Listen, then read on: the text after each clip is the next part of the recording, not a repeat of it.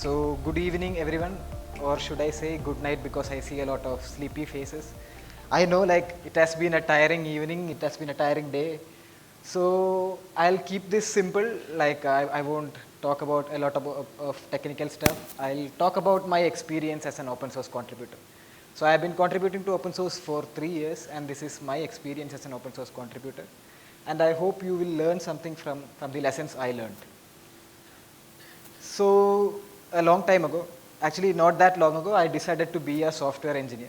So I was looking at YouTube videos, and people told me that you should contribute to open source. That is how you get the FANG jobs or MANG jobs, since it is the metaverse now. So people told me that you should contribute to open source, but I didn't know what to do. So like everyone, I pushed everything I built to GitHub. So every simple project I made, every sample application I built, I put it to GitHub. So my GitHub account was basically a lot of mobile apps, mobile app UIs, web app UIs that I was building when I was learning to contribute to, when I was learning to build these stuff. So after a while, like after pushing a lot of boilerplate stuff, a lot of template stuff, I learned enough to build my own projects. So I was learning a lot of new technologies, and I was able to build some of my own projects. So I built a browser extension, and it happened that it went on to be featured on Product Hunt. So I had no clue what Product Hunt was at that time. I had no clue about anything. Like I had zero experience as a software engineer, but like somehow it was featured on Product Hunt. And I woke up one day to find 500 stars, 500 more stars than yesterday. And I looked at where all those traffic came from, and I found that my project was featured on the front page of Hacker News. So I didn't know enough about Hacker News to realize how cool it was, but right now I realize it was so cool. And you can see, like, I don't know if you can see it, but like you can see how I'm being so polite and answering every comments, talking to people. So yeah, and that happened. And this was our product hunt page. So we were featured a little over 3 years ago. So it was fun. So I realized open source has a lot of potential, and I can build stuff and people will actually use it. So even if I was a noob, even if I was a pretty new contributor, I had no skills whatsoever. So even then I could contribute to open source. Even then I could build products that people want to use. So users grew with the product hunt traffic, with the Hacker News traffic, and we were also featured on a couple of other websites, a couple of other newsletters. So a lot of users came, and with these users, I also got a lot more contributors. So these are our current contributors. I think there are a little over 15 contributors to the project now. So these contributors came into the project, and they made it much better. So there was a point when I realized that what I was doing, it didn't cut it. So there were a lot of users, and users need performance, users need more features. So I wasn't skilled enough to build all that. And gratefully, I realized that very early on, and I pulled some more maintainers, pulled some more admins to help me with my work. So the guy you see at the first is Yegor. He's a friend of mine, and he randomly found this project, and he got interested, and he was a legit web developer. So he made the project more performant. He did a lot of stuff. So we were using GPU instead of CPU, so things were running very fast. So I want to talk about solving problems. So I had a problem, and I decided to solve it and put my project out there. And chances are there will be people who face the same problem, who face the same problem as you. And these people are your users, and these people are your contributors.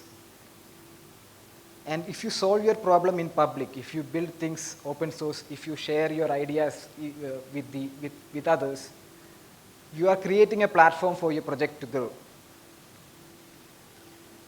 And open source, even if your project is open source, it doesn't mean that people will start using it. Like there are a lot of open source projects. You need to actively market your project. So even when I knew very little about marketing, I saw the effect good marketing had. I saw the effect that being featured in places like Hacker News and Reddit, what it gave the project. And delegate responsibilities. So this I think most people don't realize, but you will reach a point when you have more responsibilities than you are actually built for, that you more than what you can actually do. So find more people to work on your project and delegate those responsibilities. You might have to let go of your project, you might have to let more people work on your project, but delegating those responsibilities is the only way to like take the project forward.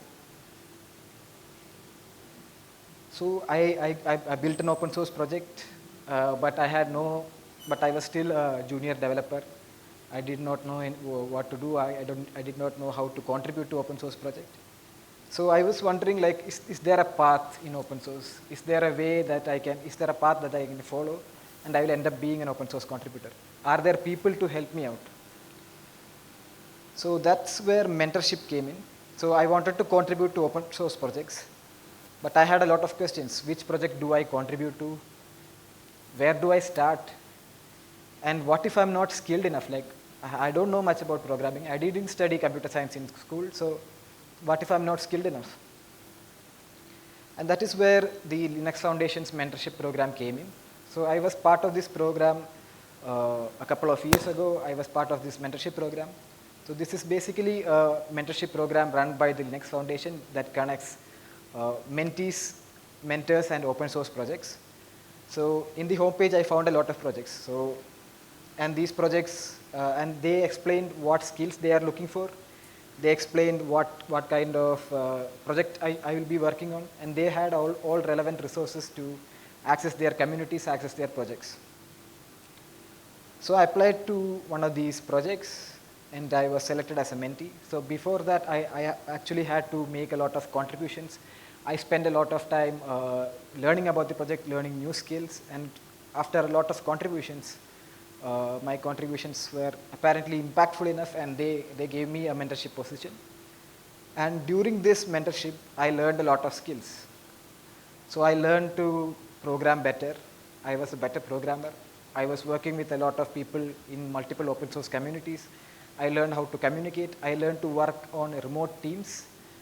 So I did a lot of stuff during my mentorship, and this led me to a path in open source.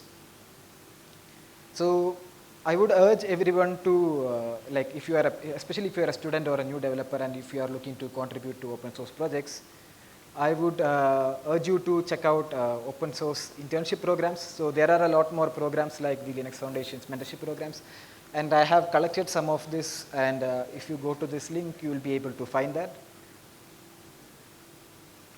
And after this and during this mentorship, I was contributing a lot of code to open source projects. And with all these code, with all of these experiences, I was a better programmer. So the takeaway from here is to start small. Start small, but start somewhere. If you wait till you are skilled enough, if you wait till you learn that particular skill, or if you wait till you are a graduate, wait till you get some experience at a job, you will never start contributing to open source. The point is, you have to just start by making small contributions, start somewhere. Just opening an issue on an open source project might be enough. And you don't need to be an expert to contribute. So contributions from all skill levels are accepted in open source projects. People expect people who are new developers to contribute to open source projects. And most of the time I spent as a maintainer, I see that the people who are new to the project, they have more insights. They have some insights that seasoned maintainers might miss. And when you contribute to open source, you are opening up your code for the whole world to see. So that is pretty scary. And your code will be bad at first, especially if you don't have any experience. You will write some bad code. But people will be there to help review your code and make it better.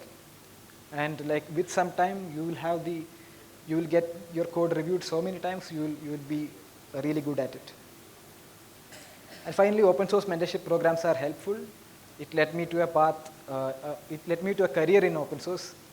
So these programs are quite helpful, and if you are interested, please be a part of them. I wrote about my experience as a Linux Foundation mentee and a mentor in this blog, so you can check it out to learn more about it. All right. So open source maintainer. So I was spending a lot more time in open source. I spent almost all my free time contributing to open source projects. And I was spending more time designing the actual software than actually writing code. So I was writing design specifications, I was writing design documents, architecture design, that sort of stuff. So I was more involved in the open source project. And I was also spending more time in managing contributors. So I was managing people who are actually making contributions. I was helping them out, I was triaging their issues, I was reviewing their pull requests. And all of these resulted in me spending more time as an open source maintainer. This is just to show off, I guess. And I was also speaking at events like KubeCon. I was talking about my project. I was representing my projects at international conferences, talking with people from top companies, people who are like really awesome. And the takeaway here is contributions do not have to be code. And all non-code contributions are impactful. So even when I was not contributing code, even when I was helping contributors, even when I was managing the project, even when I was giving talks about that project, I was making open source contributions. And these contributions were as impactful or even maybe more impactful than when I was contributing code. And maintaining open source projects can be a full-time job. So I was doing open source in my free time. I wasn't getting paid for that, so I spent a lot of my time for it. But maintaining open source is a full-time job. It is a really tough job. And you need people out there to grease the gears to keep everything moving. You not only need code contributors, you also need people to keep the open source machine running. And to become an open source maintainer, the way is to do the things an open source maintainer would normally do. Take on that responsibility even if you are not a maintainer, and you will eventually get promoted to being an open source maintainer. At least that is what I do. And it is okay to take breaks, especially if you are contributing to open source in your free time. It will take a lot of your time and effort. So it is okay to take breaks, and it is really important to take breaks. And you can learn more about non-code contributions in my blog. I just don't think it will be like time sensitive to talk about it here. So you can check it out. So during my time as an open source contributor, I engaged with a lot of open source communities. I engaged with a lot of people in those open source communities. So CNCF special interest group, project communities, and local developer communities. I was engaged with a lot of communities and a lot of people. So this was all happening like when I was contributing to open source. And I learned a lot by engaging with people and engaging with these communities. And like the topic of panel discussion today, it is all about community. It is community over code. And I always say open source projects are a byproduct of its community. It is not the other way around. Communities create open source projects. Open source projects don't create communities. And better communities lead to better projects. If you take a look at any top open source projects, you will see the community behind it is the reason for its success.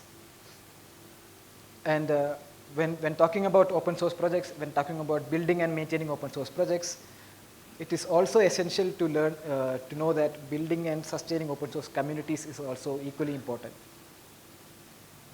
So when you are working in an open source community, be welcoming and welcome new community members. Be warm and welcoming, yeah. And lower the barrier to entry. So this is quite important. Most open source, a lot of open source projects think they are above a standard, but lowering the barrier to entry and letting more new contributors into your project will help your project be sustainable. And finally, make it easy for people to help you.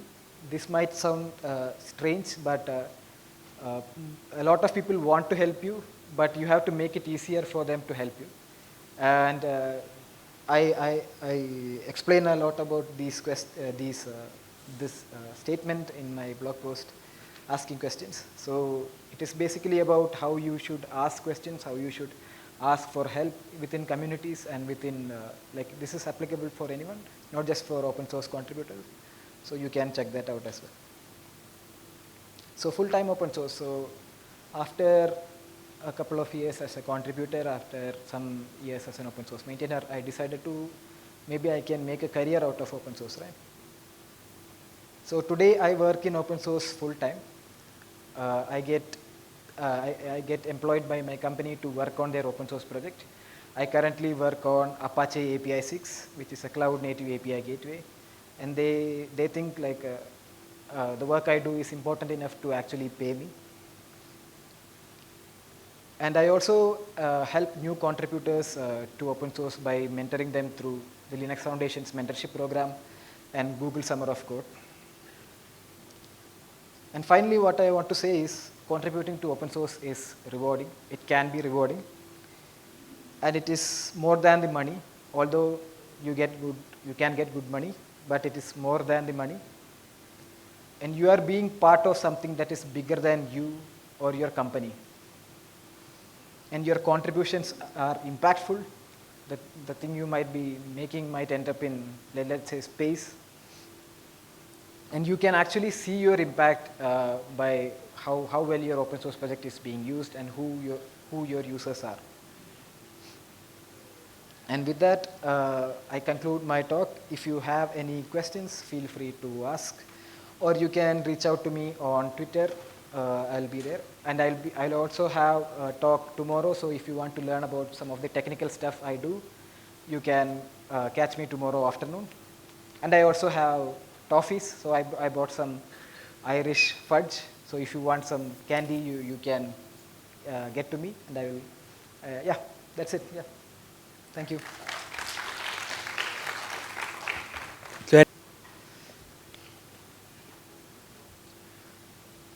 So, to be specific, I'm not an open source contributor. I have created some issues, some detailed overviews and all, but never, really worked in accepting the code. It's a technical thing that, let's say that when you are building open source project, there will be a lot of collaborators. The collaborators may use some kind of library, which you probably do not know, and those libraries will have a lot of files. Now, how do you deal with someone who is coming with bad intention, probably change a few lines in the library, and then library is so big that you can't really go and check it, and the code he has written looks good. So how do you deal with, have you come up with any kind of this thing which happens? Because it's a malpractice, right? And it attacks, or it can really ruin a lot of things. So I guess like it is always important to be straightforward with what you expect from your contributors. So have strict contributing guidelines, have strict pull request templates. Let them know that if you are making this big of a change, you should talk about what is happening in the PR. Maybe like if it is a really big change, maybe they should explain it, like have a demo or do something like of that sort. But if you know that they are being malicious, I think the better way is to just talk to them that I think your intentions are wrong. Maybe, and then just don't merge that PR itself. Of course, we can do that. So, generally, to just verify that, do we have any kind of automated system where we can actually see the MD5? checksums and then verify that it's the same file which is actually taken from another library? Do we have any system? Yeah, like like I think there are CI systems, and then there are always automated tests. You can do checksums, that sort of stuff, and then complete end-to-end tests, that sort of thing you can always do. So there are, I think most open source projects will have a robust CI/CD system. So I think you should be able to set up some automation around that. Okay, sure, thank you. Any other questions? My question is, as a fresher, how should you start contributing to open source? Like, should you directly jump to big projects, or one should take up baby steps and start contributing to small projects? Like, how one should approach? Yeah, it doesn't really matter if the project is big or small, but you have to start small either way. So even in big projects, you can start by fixing small issues. So when you approach a big project, let's say you are looking at Kubernetes, and you are going through the documentation and you see like, oh, there is some mistake in the documentation, I'm not able to execute it as it says. So maybe that could be your first issue. So those kind of issues are easy to find if you are a newcomer, because you have no idea what the project is about or what it is trying to do, right? So if you don't know that, you don't have a lot of context about that project. So without that context, if you think you are not able to understand that project, then that is an issue, and you can open issues around that. So let's say I'm not able to do what is said in the documentation, what is missing. So maybe they have to have some prerequisites that is not mentioned in the installation guide. I'm saying this as an example, but it is important to start small wherever you are. So yeah, that would be it. And probably you can try with projects that you are already familiar with. So if you are a Python developer, maybe you will be familiar with a lot of Python libraries, right? So you already have some knowledge about what the project is about. So that will make it easier for you to, let's say, contribute to that project, instead of having to learn a new tech stack all on your own and without any help. If you stick to what you already know, maybe that will also help. One more question, like how to make your unique identity among all open source contributors? I think most open source contributors are associated with the project they are building. So if you are part of a project for a long time, if you are advocating for the project for a long time, people will associate you with the project. So that could be your unique identity. But anything can happen. Almost everyone has their own personal brand now, so it is difficult to stand out. A lot of people, I know a lot of students are contributing to open source, so yes. It is difficult to stand out, yeah. Thank you. Nice to interact with you. Any other questions? I guess not. So, yeah, thank you.